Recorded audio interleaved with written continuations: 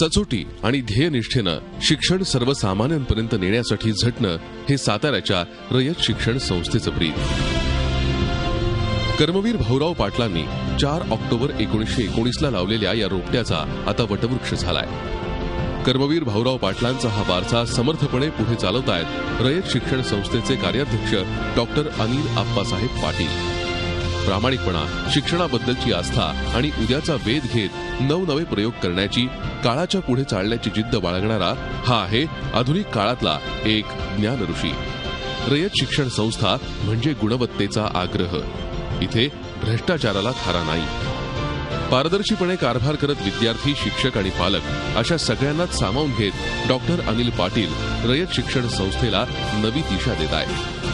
हा ज्ञानऋषी सतत विचार करत असतो तो विद्यार्थ्यांचा आणि त्यांच्या उज्ज्वल भवितव्याचा.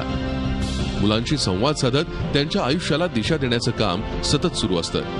कधी वर्गात हा संवाद चालतो तर कधी शेतात. कधी कमवा आणि शिका योजनेतल्या जिद्दी मुलांना डॉक्टर पाटील बळ देत असतात, तर कधी उद्याची आव्हानं काय याचा आपल्या सहकाऱ्यांसोबत वेध घेत असतात. काळाची आव्हानं पेलणारे अभ्यासक्रम कसे सुरू करायचे, आधुनिक तंत्रज्ञान कसं आणायचं, समाजाच्या उपेक्षित वर्गापर्यंत ही ज्ञानाची गंगा कशी न्यायची याचं सतत चिंतन डॉक्टर पाटील करत असतात. गुणवत्ता वाढीसाठी चालणारे उपक्रम असोत की मागे पडलेल्यांना मदतीचा हात देणं असो, ग्रामीण भागात शिक्षणातून सामाजिक आणि आर्थिक बदल कसा घडवायचा याचा वस्तुपाठ डॉक्टर अनिल पाटील घालून देत असतात. कर्मनिष्ठा, जिद्द, त्यागाची समर्पित भावना आणि भविष्यवेधी नजर असलेला हा आहे एक आधुनिक ज्ञानऋषी.